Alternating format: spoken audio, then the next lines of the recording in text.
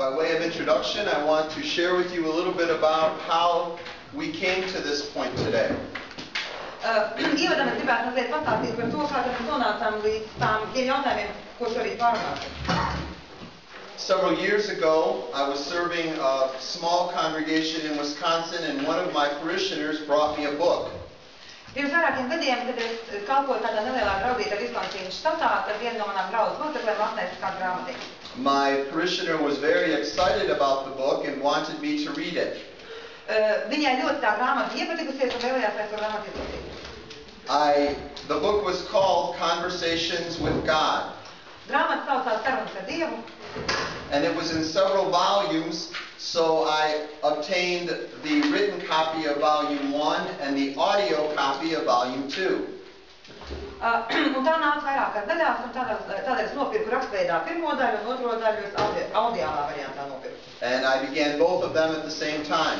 Un sāku lasīt abas divas vienlaicīgi. I got about a third of the way through both books, and I realized this is pagan. Es izlasīju abas divas grāmatas apmēram līdz vienai trešdaļai un sapratu, ka tas patiesībā ir pagānisms. The reason I recognized it as paganism is because Jim Valentine, my friend, had taught me how to recognize paganism. Es arī atpazīstu to, ka tas ir pagānisms tikai tāpēc, ka mans draugs Jims Valentines man bija iemācījis, kā tās lietas atpazīt. I now serve St. John's Church in the heart of Wisconsin. Tagad es kalpoju Svētā Jāņa baznīcā Viskonsīnas štata pašā vidienē. And a little over a year ago, one of my parishioners came and gave me a book to read. Un pirms gada kāda draudzes locekle atkal atnāca pie maniem un iedeva kādu grāmatu. She was very excited about the book and was going to send it to one of her relatives in California. Viņai tā grāmata bija ļoti iepatikusies, un viņa taisījās to sūtīt kādai savai radiniecei Kalifornijā. The name of the book was The Secret. Grāmatas nosaukums bija Noslēpums. I began reading it, and I got about a third of the way through it and realized this is pagan. Sāku lasīt, tik līdz vienai trešdaļai konstatēju, tas ir pagānisms. And so I contacted Jim and asked him if he was familiar with this book. Un tad es sazvanīju Jimu un paprastīju, vai viņš to grāmatiņu pazīst. Jim is an expert in cults and world religions. Jims ir speciālists, ir eksperts pasaules reliģijās un kultūras. He has been studying and lecturing full-time for, I think, just over 35 years now. Viņš jau 35 gadus tieši šos jautājumus pētījis un lasījis lekcijas. So, of course, Jim was aware of The Secret before I had called him. Protams, Jims par noslēpumu visi jau zināja, pirms es viņam pat piezvanīju. Last March, my son contacted me, called me by telephone from Milwaukee. Pagājušā gada martā mans dēls man piezvanīja no Milwaukee. He told me about a movie he had just watched on the internet that he was very concerned about. Viņš tikko internetā bija noskatījies kādu filmu, un tas viņā raisīja satraukumu. The movie was called Zeitgeist, which is a German word for the spirit of the age.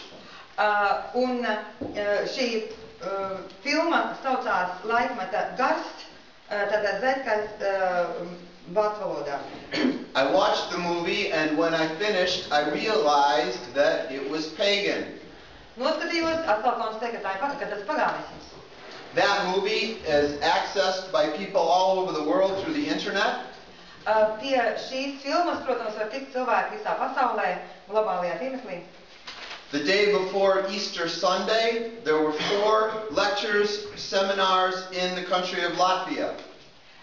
Pirms lieldienām šeit Latvijā bija 4 semināri. Teaching people in Latvia the principles from the movie Zeitgeist. Kas iepazīstināja Latvijas ļaudis ar tiem garīgajiem principiem, kas ir šajā filmā Laikmeta gars. In our first lecture, we were asked an excellent question. Pirmajā lekcijā mums tika uzstādīts lielisks jautājums. Why, as pastors, is it important for us to study paganism?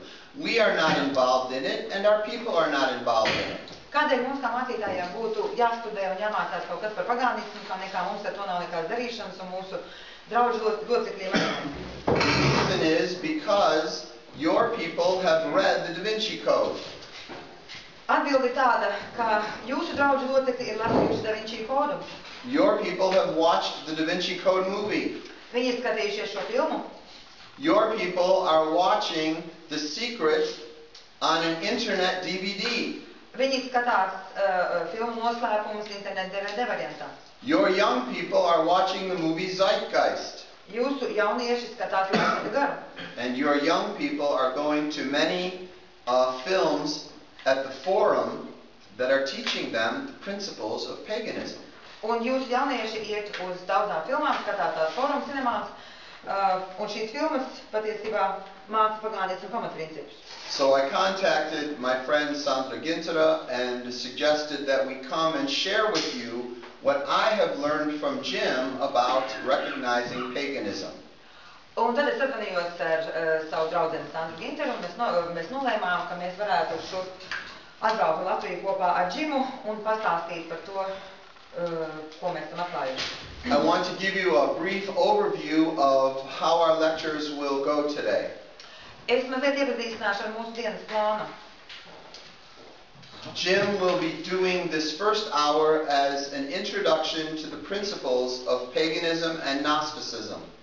Džims šīs pirmās stundas laikā jūs mazliet iepazīstinās ar pagānisma un gnosticismu principiem. The last 3 years I have come to Latvia to teach about postmodernism as it relates to preaching.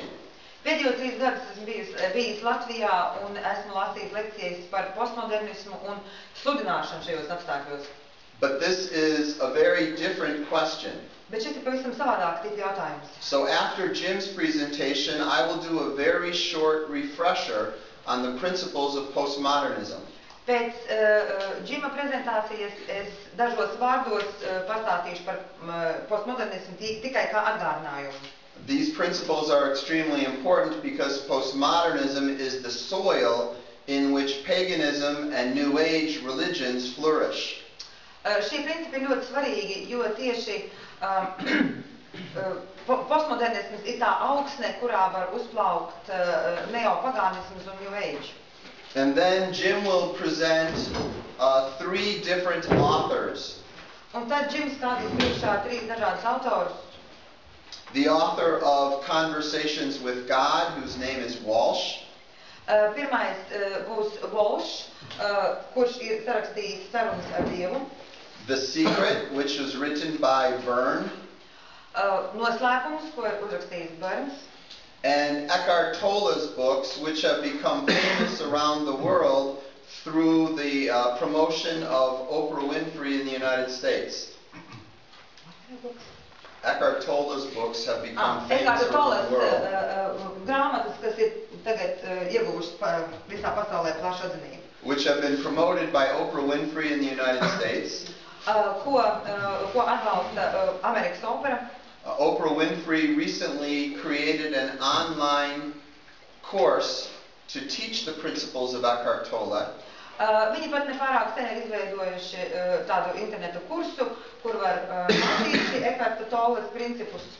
By the end of the first week, she had 1 million students sign on to learn the principles of Eckhart Tolle. Pirmās nedēļas beigās bija pieteikušies jau apmēram 1 miljons cilvēku, kam interesēja vairāk apgūt par Eckhart Tolles principiem. And as you'll see, what they're being taught is New Age paganism. Un, kad jūs tā īsti sapratīsiet, ko viņi māca, tad izrādīsies, ka tas ir New Age pagānisms. So we believe that this is a very important topic for those of us who are pastors and leaders in the church. Tādēļ mēs uzskatām, ka šie jautājumi ir ļoti nopietni, un tie būtu jāzina mācītājiem un baznīcas draudžu vadītājiem. And with that, I give you Jim Valentine. Un tādēļ es dodu vārdu Jim Valentine. Let us pray. Lūksim. Heavenly Father, we thank you for the independence of Latvia. Debes Tēvs, mēs Tev pateicamies par Latvijas neatkarību. We thank you also for this day that you have allowed us to get together to study these matters. Mēs Tev pateicamies par šo dienu, ka Tu mums esi ļāvis kopā sanākt un mācīties. We would ask that your Holy Spirit be present with us to assist in the sharing of this information, the discussion, and the questions. Mēs lūdzam, lai Tavs svētais gars mums palīdz līdzdalīt informāciju, palīdz uzstādīt jautājumus un rast atbildes. So that we will be armed to educate our congregations, lai mēs būtu labi apbruņoti, kā apmācīt savas draudzes, and better prepared to evangelize the nation of Latvia. un labāk sagatavoti, kā evangelizēt Latvijas tautu. In Jesus' name we pray. Jēzus vārdā. Amen. Many people, particularly many so-called spiritual teachers, believe that the human race is beginning a new phase of spiritual consciousness. Daudzi garīgie vadītāji uzskata, ka cilvēce ieiet jaunā apziņas, garīgās apziņas ērā. They believe this is a speeding up of man's evolution to a higher spiritual plane. Viņi uzskata, ka cilvēks arvien ātrāk attīstās, lai sasniegtu jaunu garīgu stāvokli. They believe that we must discover and develop our own divine nature. Viņi uzskata, ka mums pašiem ir jāatklāj un jāattīsta garīgā daba mūsos pašos. They believe that all of creation, the entire universe, including ourselves, is one unified whole. Viņi uzskata, ka visa radība un mēs paši esam viss vienots veselums. This we term to be monism. Everything is one. To mēs varētu nodēvēt ar terminu monisms, tātad viss ir viens. They also believe that everything and everybody is part of an impersonal God force or God consciousness. Viņi arī uzskata, ka visi un viss ir daļa no kādas bezpersoniskas dievapziņas.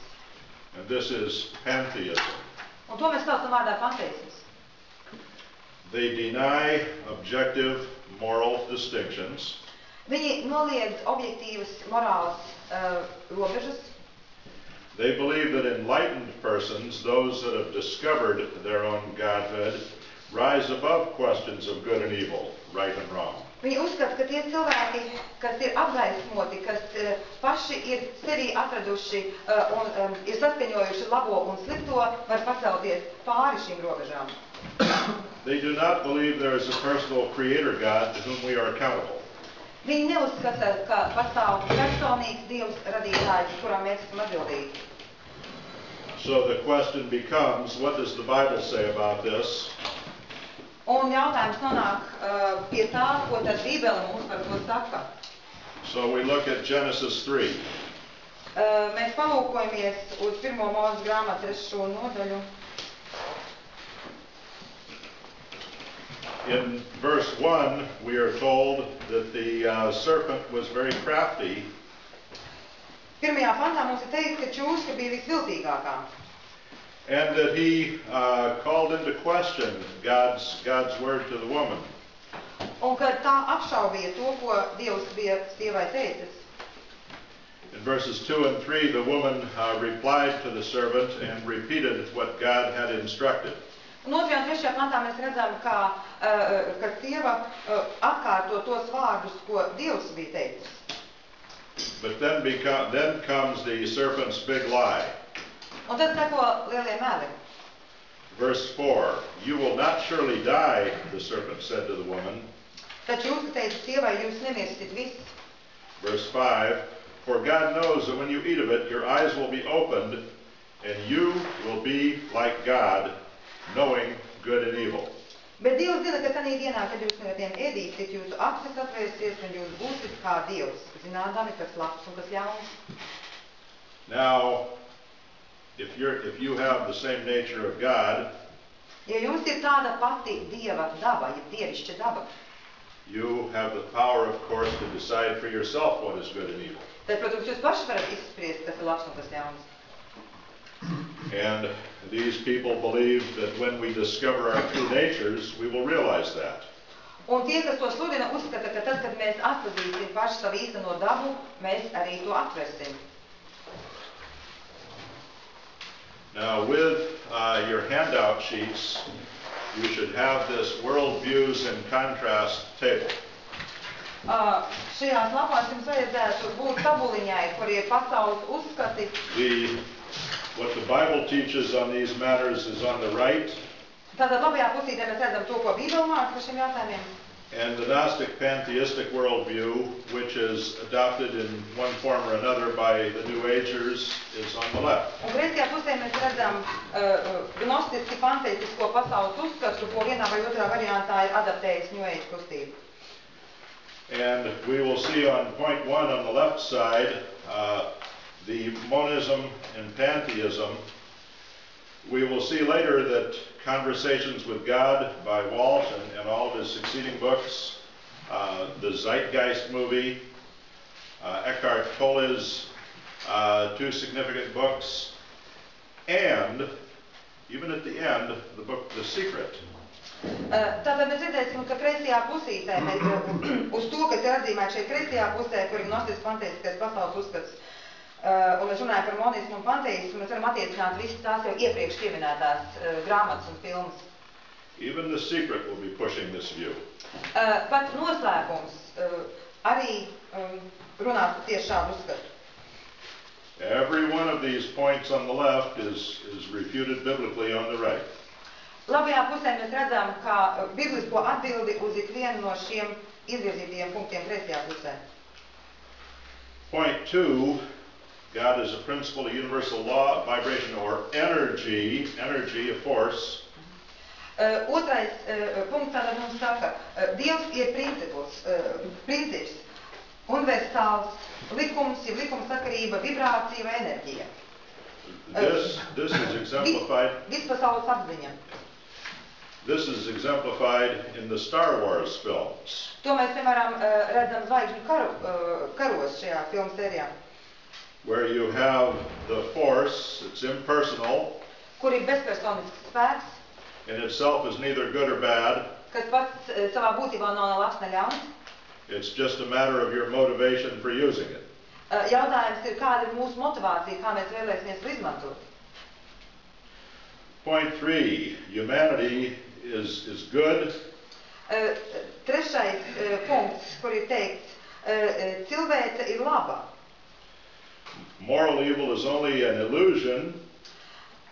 Morāls ļaunums ir tikai ilūzija. Because everything is a part of God. Jo viss ir tikai Dieva daļa. This is exemplified in Conversations with God. Šeit tipisks piemērs ir sarunas ar Dievu. And Eckhart Tolle's material. Un Eckharta Tolles materiāls. Well, then we get down to point 4 on the left. Tālāk 4. punkts kreisajā pusē.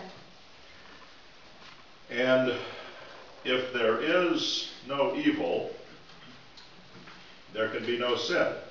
Ja nav ļaunuma, tad nevar būt arī grēka. If there is no sin, there is no need for atonement or forgiveness. Ja nav grēka, tad nav vajadzīga arī piedošana. This again is reflected in Walsh's books, Conversations with God. Un atkal mēs šo uzskatu sastopam grāmatā Sarunas ar Dievu. Now, in parts 5 and 7, it discusses karma. 5. un 7. punkts runā par karmu. Classically, from the Eastern religions, this idea of karma has gone hand in hand with reincarnation. Nākot no austrumu reliģijām, doma par karmu vienmēr iet roku rokā ar domu par atkal iemiesošanos. The teachers that we will be considering today are trying to push an idea of reincarnation for the West, so they're trying to make it sound better, make it sound more attractive. Tie garīgie skolotāji, par ko mēs šodien runāsim, cenšas šo ideju padarīt pievilcīgu arī rietumos. So they don't talk so much about karma. Viņi daudz nerunā par karmu kā tādu. Because since nothing is evil, you can't have any karma to work off. Jo tā kā nekas nav ļauns, tad arī nav vajadzīgs šis karmas rats, kas šo ļaunumu likvidē. Things that you believe to be evil might only be something that slows down your discovering that you really have a God nature. Ja tu uzskati, ka kaut kas ir ļauns, tad šis uzskats patiesībā tev neļauj pietiekam ātri uz priekšu virzīties, lai varētu atklāt, ka tevī ir dievišķā daba. And we will discuss this a little more when we talk about Eckhart Tolle's books and his concept of the pain body. Mēs mazliet vairāk tam pieskarsimies tad, kad mēs runāsim par Ekhartu Tolli un par viņa uzskatu par sāpju ķermeni. Point 8 on our chart 8. punkts has to do with a Gnostic type teaching that is not really held and pushed by the teachers we will be discussing today. 8. punktā tiek runāts par tādu gnostisku uzskatu, kuram ne īpaši pievēršās tie garīgie skolotāji, par ko mēs šodien runājam. But number 9, the idea that language, doctrine, written revelation are inadequate or meaningless, this will come up in Tolle's books and Conversations with God, and it's a principle of postmodernism. Bet 9. punktā mēs sastopam kādu būtisku postmodernisma principu, ko mēs saprasim arī Tolles grāmatās un citur, kā valoda, doktrīna un rakstos atklāta atklāsme nav pietiekamas un patiesībā ir bez nozīmes. And point number 10 on the left, we will see this illustrated as we work through somewhat chronologically a whole series of supposedly enlightened teachers. Un 10. punktā mēs, to, kas pieminēt 10. punktā, mēs atklāsim, ejot cauri veselai virknei, it kā agaismotu skolotāju, par ko šodien runāsim. But I should say, a couple more things here. We want to go back to this point on reincarnation. Mums vajadzētu varēt pievērsties jautājumām par atkal pārdzimšanu, reinkarnāciju. Which is clearly taught by Walsh in his Conversations with God. Ko Walsh sarunās ar Dievu ļoti nepārprotam māca. Reincarnation is the false idea that we will have many lifetimes to achieve spiritual progress. Reinkarnācija ir nepatiesa mācība par to, ka mums būs vairākas dzīves, lai varētu progresēt. Let us see what the Bible says. Palūkosimies, ko par to saka Bībele. Now in the New Testament, Jaunajā derībā. People that are aware of the problem here will take us to Hebrews chapter 9. Vēstulē ebrejiem 9. nodaļā Verses 27 and 28. 27. 28. pants.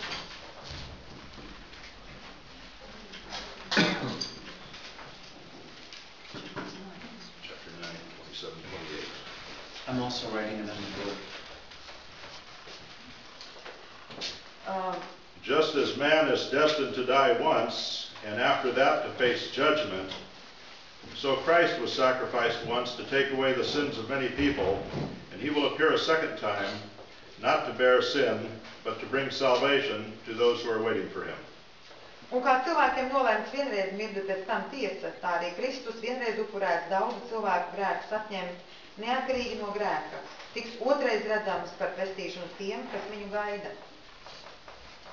Now, I want to add another another couple of verses or one verse actually, of scriptural refutation of one of the ideas we're going to be hearing today. We will hear that since there is no sin, there is no need for judgment. Mēs šodien arī dzirdēsim vēl tādu domu, tā kā nav grēka, tad arī nav tiesas, nav nepieciešama tiesa. Solomon, at the end of his book Ecclesiastes, Salamans mācītājs savas grāmatas noslēgumā, chapter 12, verse 14, 12. nodaļā, 14. pantā,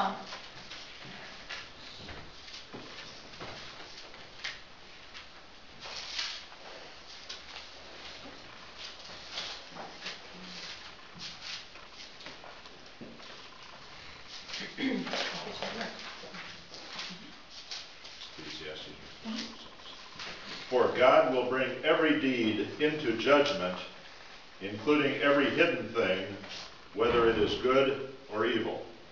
Jo Dievs tai tiesā, kas nāks pār visu apslēpto, pasludinās savu spriedumu par visu notikušo, vai tas būtu bijis labs vai ļauns.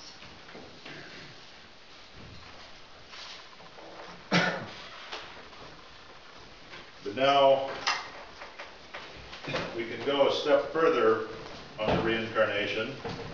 Iesim vēl solīti uz priekšu, runājot par reinkarnāciju. A couple of steps further. Patiesībā pāris soļus uz priekšu. In Psalm chapter 78, Psalm 78 verse 39, 78. Psalms, 39. pants.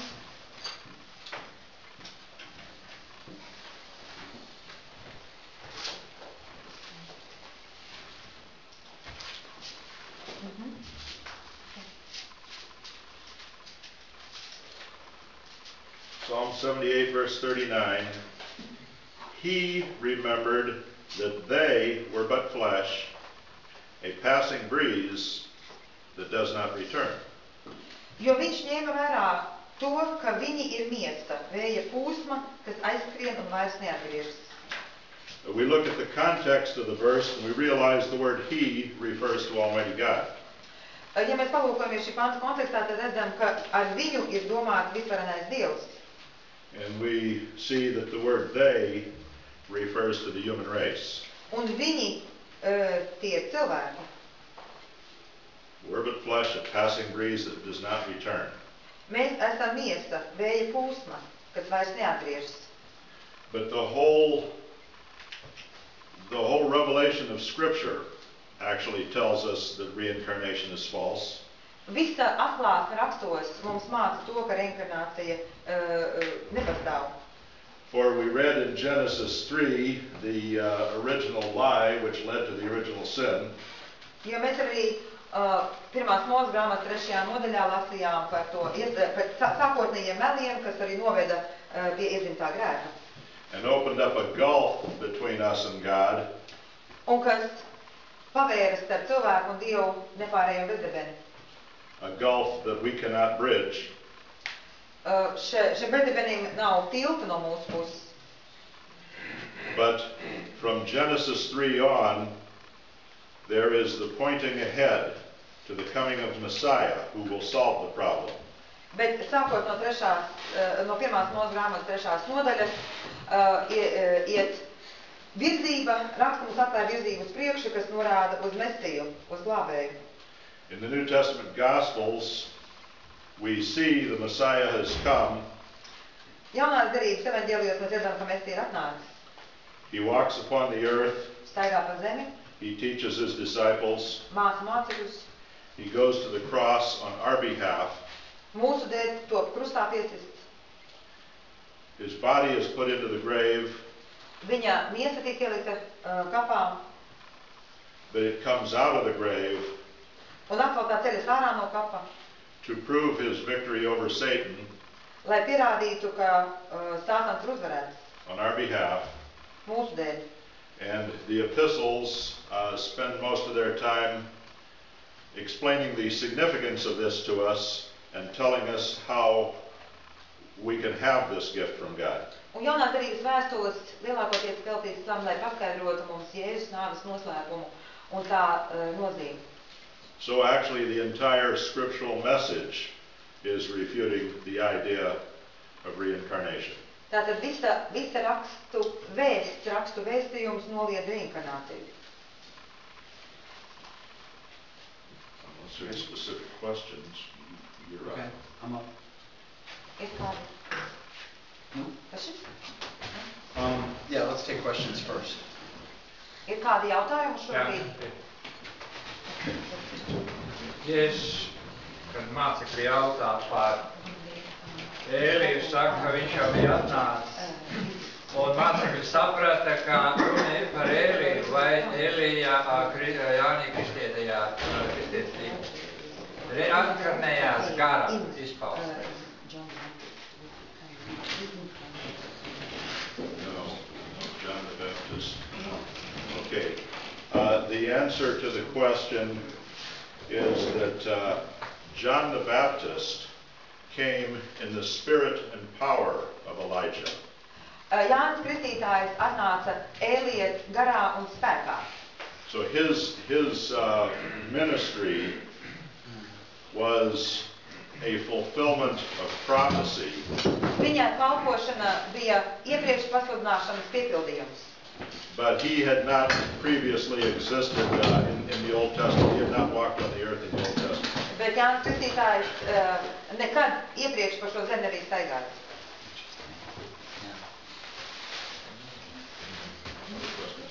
Yes, Guntis. How do you respond to the assumption that there has been in the Bible reincarnation passages people claim, but later on the ancient church has taken out them in order to prove that their message is right, but true Christians still know so-called esoteric Christians, Allah, Bezan, etc. Pārtulko savu jautājumu. Ir tā saucamie ezoteriskie kristieši no Bezānas skolas un viņām līdzīgi, kas saka, ka sākotnējos rakstos šī reinkarnācijas reizes ir bijusi tikai briesmīgās senbaznīcas un turēs izņēmums ārā. Un tāpēc kādas argumentus vai pretargumentus mēs piestādām pret šo te viņu apgalvojumu. The teachers, the false teachers that make that claim generally point us to the Council of Nicaea. Falšie mācītāji, falšie skolotāji, principā mums norāda uz Nikājas koncilu. And they claim that at the Council of Nicaea, the Bible was worked through and parts were taken out like reincarnation teachings to hide them from the people so that the leaders could maintain power over the people.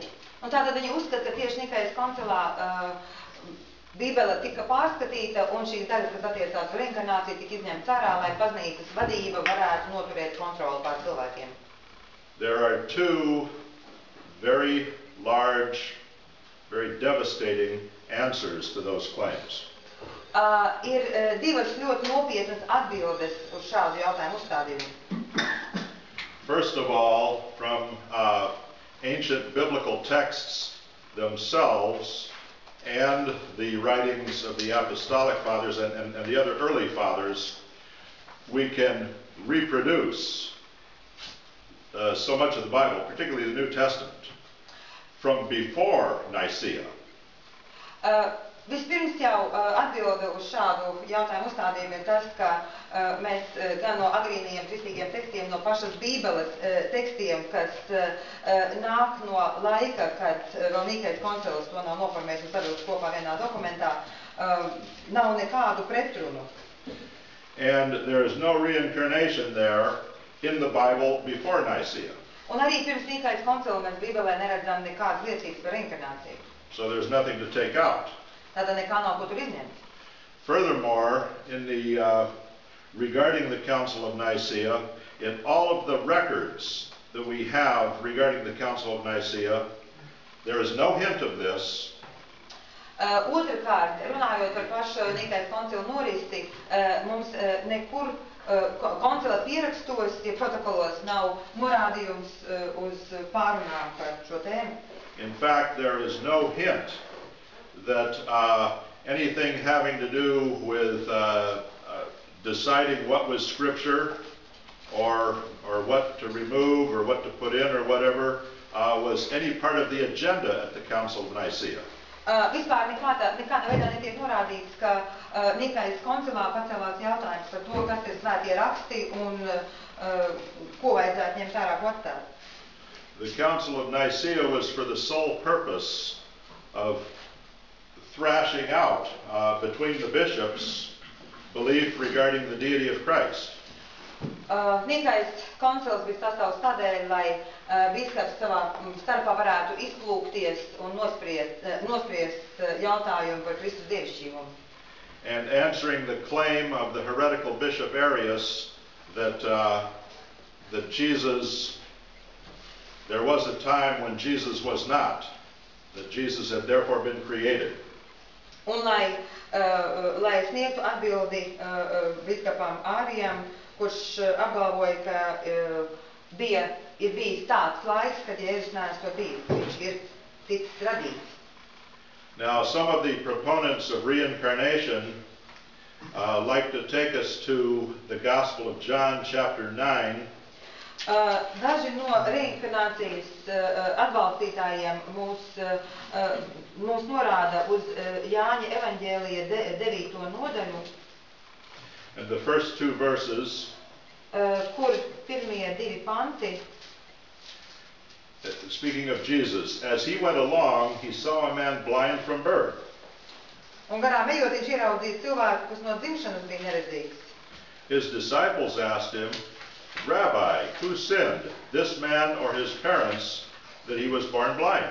Un viņa mācekļi viņam jautāja, rabī, kas ir grēkojis, viņš pats vai viņa vecāki, ka viņš neredzīgs piedzimis. And then the people that believe in reincarnation say, well, this is evidence in the Bible for reincarnation. Un tie, kas tic reinkarnācijai, šo Bībeles vietu norāda kā vienu no atsaucēm par reinkarnāciju. But either some of them do not know, and the ones that have read farther are very careful not to read verse 3. Bet acīm redzot, viņi ir ļoti rūpīgi izvairījušies no tā, ka izlasīja 3. pantu. Neither this man nor his parents sinned, said Jesus, but this happened so that the work of God might be displayed in his life. Ne viņš ir grēkojis, ne viņa vecāki, bet Dieva darbiem vajag parādīties viņā. Now we know, of course, that both the man and his parents were sinners as we are, but Jesus was saying that this blindness was not a punishment for his sin or sin of his parents. In other words, this type of karmic debt is not the question here. Mēs zinām, ka gan šis vīrs bija grēkojis, gan viņa vecāki bija grēkojuši, bet šajā gadījumā Jēzus uzsver, ka tas, ka viņš ir akls, nav kāds karmisks sots par vecāku grēkiem. Es vēlētos sākt ar 2 svarīgiem punktiem, that illustrate the importance of what we're talking about today. kas mums ilustrē to jautājumu nozīmību, par ko mēs šodien runājam. Recently, some years ago now, a poll was taken in the United States, nationwide. Pirms pāris gadiem Amerikā bija visas nācijas, visas Amerikas uzskatu aptauja. The question was, are you a Bible-believing Christian? Un jautājums bija tāds, vai jūs esat kristietis, kas tic Bībelē? If the answer was no, you were done. Thank you very much. Ja atbilde bija nē, tad tālāk jautājums sekoja. If the answer was yes, there was another series of questions that you had to answer. Un ja jautājumi bija jā, tad sekoja vesela virkne jautājumiem, par ko bija jāatbild. To me, the most astounding finding from this survey was this. Man pašam vissatriecošākais atklājums no šīs reizes bija sekojošā. Of those Americans that said, I am a Bible-believing Christian, No tiem amerikāņiem, kas apgalvoja, ka viņi tic Bībelē pilnībā, 40% said that they believe in reincarnation. 40% apgalvoja, ka tic reinkarnācijai. How does this happen? Kā tā var būt? Postmodernism. Postmodernisms. How does a book with all the problems and errors of the Da Vinci Code become the most popular book in the world? Kā tas ir iespējams, ka tāda grāmata kā Da Vinci kods, kurā ir tik ārkārtīgi daudz kļūdu, ir kļuvusi šobrīd par pasaulē populārāko grāmatu? Postmodernism. Arī tas ir postmodernisms. The other point that I want to make regarding Guntis's excellent question is to refer to the Alpha Course. Vēl viens jautājums, atbildot uz Gunta, lielisko jautājumu ir par Alfa kursu. The Alpha Course is becoming more popular in the country of Latvia. Es zinu, ka Latvijā Alfa kursu kļūst arvien populārāk. I believe it is the 3rd session of the Alpha Course. The students study in depth the integrity of the Holy Scriptures. Man liekas, ka tagad jau ir 3. Alfa kursu cikls, kad cilvēki pēta rakstu iekšējās likumsakarības. Which one is it, Lama? Is it the second one? It's one of them. It's indifferent. It's the 2nd session. It depends really. Okay, so 2nd or 3rd? Un vai nu 2. vai 3. tēmā Alfa kursā tiek runāts par rakstiem. There is an excellent proof given for all of the students to hear of the integrity of the scriptures.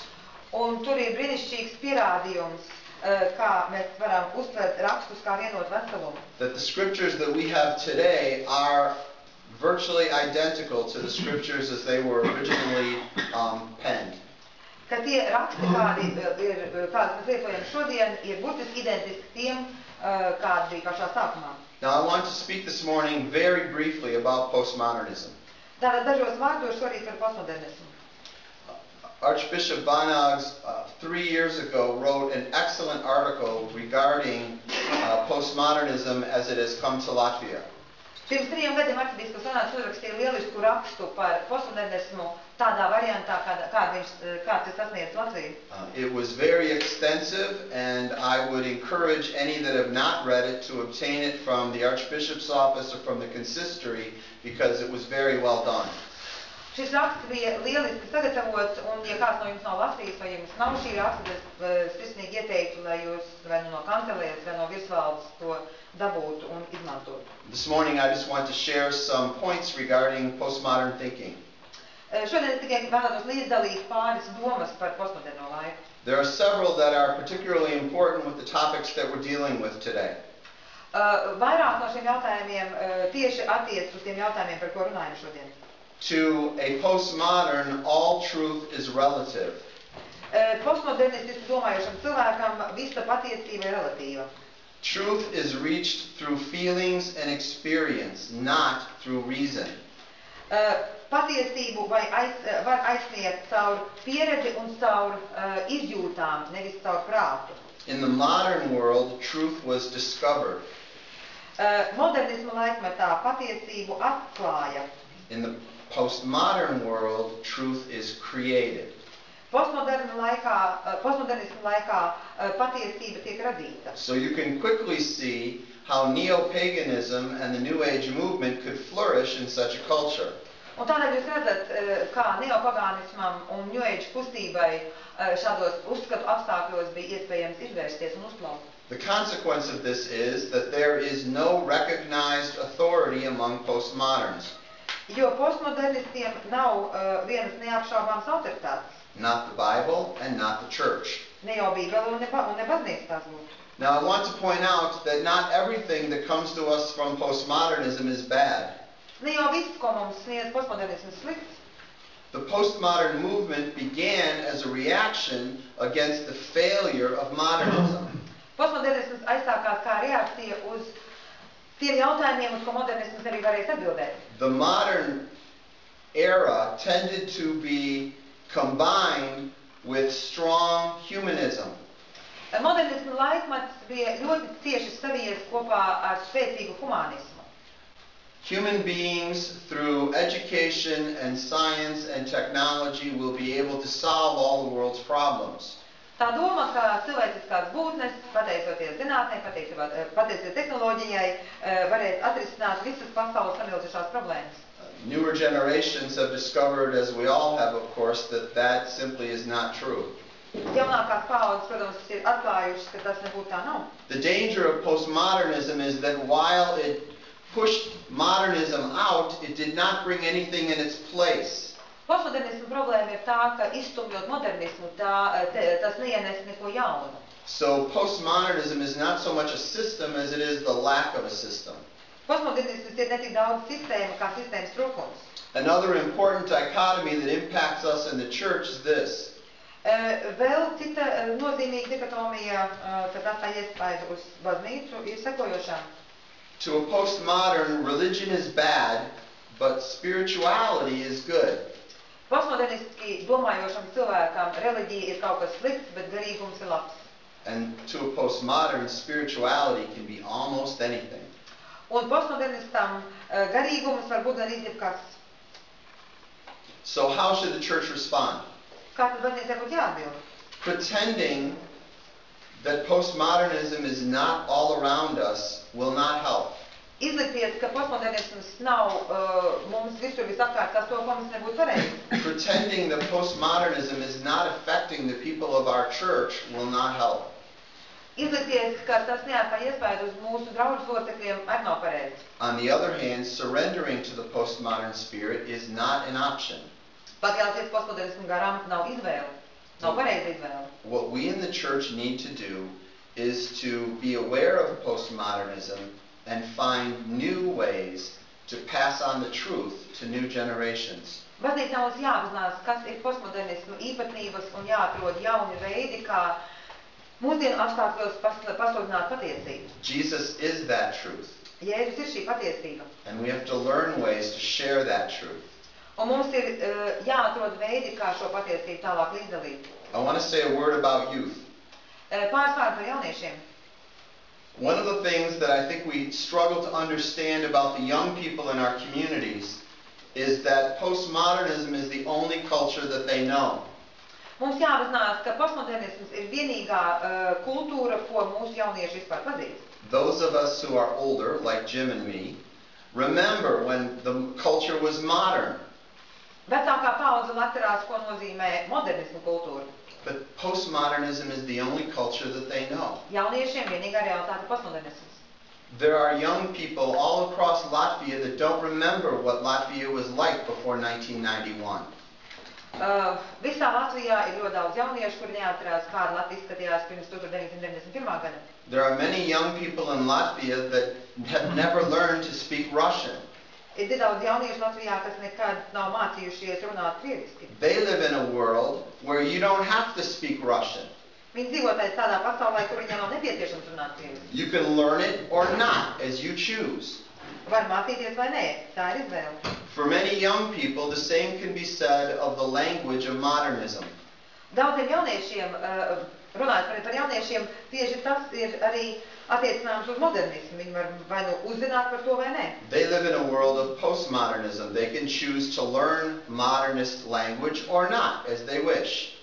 Dzīvojot postmodernismā, viņi var izvēlēties vai nu mācīties to valodu, kādā runāja modernisms, vai nemācīties. The most dangerous aspect of postmodernism certainly is that all truth is relative. Protams, visbīstamākais postmodernismā ir tas, ka visa patiesība ir relatīva. Now, for those of us who were trained in the modern system, we understand why this can't be so. Tie, kas no mums ir auguši un mācījušies modernismu laikmetā, saprot, kāpēc tas tā nav. The statement, "There is no such thing as objective truth," is a statement of objective truth. Tas, ka mēs pasakām, nepastāv objektīva patiesība, jau pats par sevi šis izteikums apzīmē, ka pastāv objektīva patiesība. For those applying logic and reason, we understand that. Tie, kas pielieto loģiku un prātu, sajūt kopā šos divus jēdzienus. Feeling and experience will never bring you to this conclusion. Izjūtas un izjūtas nekad jūs pie šāda secinājuma nenovedīs. One of the best medium for reaching out to young people, both in Latvia and around the world, is Christian rock and roll music. Viens no labākiem veidiem, kā aizsniegt jauniešus Latvijā un visur citur pasaulē, ir kristīgais rokenrols. Christian rock and roll musicians are taking the concept of an objective, universal truth and putting that message into a medium which young people will receive by experience. Kristīgie rokenrola mūziķi paņem objektīvās patiesības, objektīvu patiesību un kā tāda pastāv visā pasaulē un pielāgo to konkrētiem apstākļiem un jaunieši to atsaucās. They are learning that not all truth is relative. Viņi uzzina, ka ne visa patiesība ir relatīva. But they are learning that through music, which includes both experience and feeling. Un to viņi uzzina caur mūziku, un mūzikā ir gan pieredze, gan jūtas. Last week I was having breakfast at my favorite breakfast shop in Latvia. Pirms nedēļas es brokastoju kādā iemīļotā ēstuvē. Williams Pancakes. William Pankopā. Lurtigashi, Manpati. And while I was having my breakfast, the radio was playing American rap, hip-hop. Un es klausījos fonā Amerikas hip-hop. And while I was eating, my ears picked up a phrase and my attention perked up. Un ēdot, ausis nofiksēja kādu frāzi. And I want to share that with you in closing as I turn it over to Jim. Un tagad šo pārunu noslēgumā es vēlētos jums līdzdalīt, ko tad dzirdēju. Now remember, I got this from an American rap hip-hop song. Un šī informācija tagad nāk no Amerikas hip-hop dziesmas. Without truth, how can we know love? Bez patiesības, kā gan lai mēs iepazīstam mīlestību? I leave you with that. Ar to es gribēju. Jim. Yeah, we have to decide when to take a break, but I have one more word on postmodernism. Go right ahead. Vēl viens papildinājums par postmodernismu. The postmodernists, of course, want to deny objective truth. Protams, postmodernisti cenšas noliegt objektīvo patiesību. And they believe this works very well for them in the areas of philosophy and theology. Un viņiem liekas, ka filozofija un teoloģija ir tieši tās jomas, kur viņiem tas izdodas. And the Hindu tells us that the physical world is maya or illusion. Hinduisti jums pateiks, ka fiziskā pasaule ir māja, jeb ilūzija. But many, many years ago, I was a chemist. Bet pirms daudziem gadiem es biju ķīmists. And as a chemist, I had to deal with physical reality. Un kā ķīmiķim man bija, protams, jādarbojās ar fizisko realitāti. Now, the Bible teaches us that there is physical reality. Un Bībele mums māca, ka pastāv fiziskā realitāte. God actually appeared among us, walked among us, and died for us in Jesus. Dievs Jēzu reāli parādījās uz zemes, staigāja starp cilvēkiem, nomira mūsu dēļ. The creation is certainly physical and real. Radība neapšaubāmi ir ļoti fiziska un ļoti reāla. And we need to deal with it, even though God teaches us that the spiritual world is actually more important. Un mēs visu laiku atrodamies attiecībās ar šo radīto pasauli, kaut arī Dievs mums māca, ka garīgā realitāte, protams, ir svarīgāk. So the Bible taught me the physical world is real. Bībele man iemācīja, ka fiziskā pasaule ir reāla. Everyday life and common sense taught me that. Ikdienas dzīve un veselais saprāts man arī to māca. And the science of chemistry and physics taught me that. Un ķīmija un fizika arī man to pašu māca. Now, the wise Hindu and the wise postmodernist will not attempt to use this idea when it comes to stepping off the curb into a busy street. Gudrais hinduists un gudrais postmodernists nemēģinās spēlēties ar šo jautājumu par pasaules realitāti, nerealitātēm mirklī, kad viņš ar satiksmi pārpildītā ielā tagad notoļos no ietas. If you step off the curb with the idea that my truth is that there is no traffic coming, there is no large truck coming. Ja viņš tagad spērs soli no trotuāra kāps uz ielas ar to domu, ka patiesībā jau nekādas satiksmes nav un tā lielā kravas mašīna nemaz nebrauc man virsū. It might be your truth that there's a large truck coming, but it is not my truth, so I will step off the curb. Un ja viņš tagad teiks, ka tā ir tava patiesība, ka tur nāk tā lielā mašīna, bet tā nav mana patiesība, un tāpēc es tik soļoju uz pāri ielai. I step off the curb, and the illusory large truck runs over me and crushes my body. Un tā nu es tagad speru kāju uz ielas un ir iluzorā kravas mašīna un uzbrauc virsū un esmu beigts. So postmodernism does not work for the physical world. Postmodernisms nedarbojās ar fizisko pasauli un tam nav ietekme uz to. We can ask the person who claims there's no objective truth why this does not work for the physical world. Mēs jau varam uzstādīt šo jautājumu tam cilvēkam, kas uzskata, ka nepastāv objektīvas patiesības, kādēļ tā nav. We can make it clear to them that in the physical world, there certainly is objective truth. Mēs neapšaubām varam pierādīt, ka fiziskajā pasaulē pastāv objektīvā patiesība. So with that thought in mind, maybe they should more carefully examine whether or not there may be objective truth in other areas of study. Varbūt, ka viņiem derētu sīkāk pārdomāt par to, ka varbūt arī citās jomās, ne tikai fiziskajā pasaulē, tomēr pastāv objektīvā patiesība. Particularly the area of theology and the question of, is there a personal creator God to whom we are accountable? Īpaši jau teoloģijas jautājumos, vai pastāv personīgs Dievs radītājs, kuram mēs esam atbildīgi.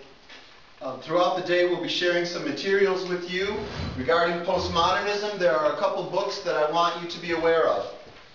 Šīs dienas gaitā mēs stāstīsim jums par vairākām grāmatām, un dažas no viņām ir par postmodernismu.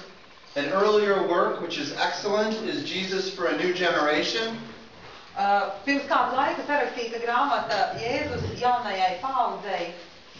Ford is the nephew of Billy Graham. Fords ir Billija Grahama māsdēls vai brāļdēls. On the newer side, I share with you a book called Unchristian. Un vēl viena jaunāka grāmata, kas saucās Unchristian, ir nekristietis. It was a massive poll taken by the Barna Group of younger people all across the United States. Atkal tika izdarīta aptauja starp jauniešiem visā Amerikā.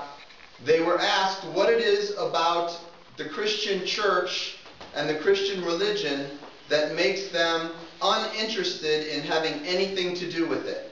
Un jautājums tika uzstādīts, kas jums kristīgajā baznīcā šķiet neinteresants, kādēļ jūs nevēlaties saistīties ar šo iestādi. For those of us in the church trying to reach out to people in our culture, this is a very important work.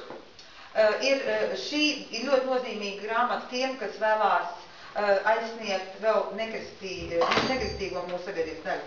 Now for an older work on general principles of the New Age, we have Russell Chandler's Understanding the New Age.